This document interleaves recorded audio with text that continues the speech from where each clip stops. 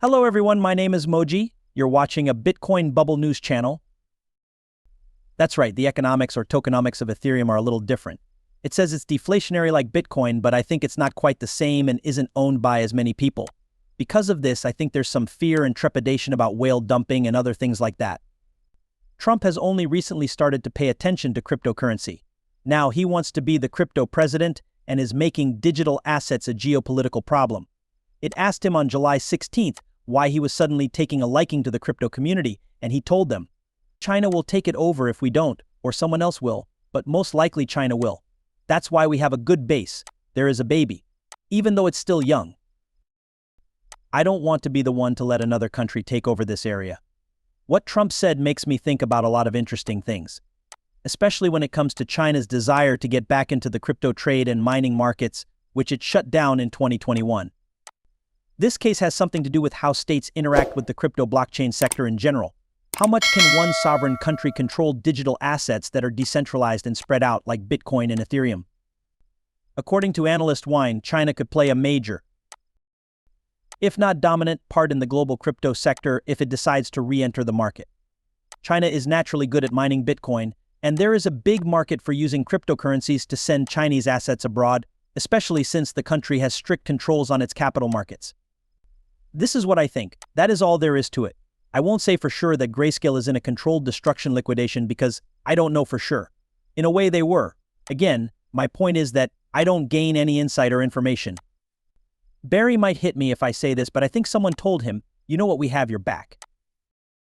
We could go after you and make your life very hard, or you could slowly feed the beast that is BlackRock and give your Bitcoins to the new big dog in town, while you do it and charge a very high fee. That's my main point. For most of the big documents, right? In other words, this is the dog of all streets. If you go down all the streets and back alleyways, right, you will find BlackRock. Yes, at the end of all of them. Yes, you also look at the different kinds of buyers. This is probably where the people will move because they think, especially after hearing Raul and others, that Ether is more valuable than Bitcoin. Okay, fine then. That's true from a scientific point of view. That has some holes in it, and people will do a good job of that for the next 3 days while we're in Nashville. When it comes to bigger buyers, I don't think I want to go through the whole story again to show them that this crypto stuff isn't just for drug dealers and criminals. If I'm a big institution like a sovereign wealth fund, a pension fund, or an endowment, and I have to convince my board that this isn't for drug dealers and criminals, but rather an investment worthy of my institution, I don't think I want to do that. It's about a quarter, half, or third the size.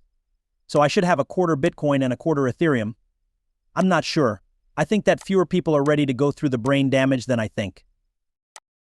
Paul Romer is a well-known professor who got the Nobel Prize for his work on the law of increasing returns 5 or 6 years ago.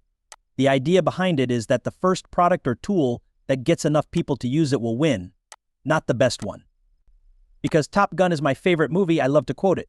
Top Gun Maverick is even better than Top Gun. But this great line is in the first Top Gun, right? This school is all about fighting, as it says. Second place doesn't earn you any points.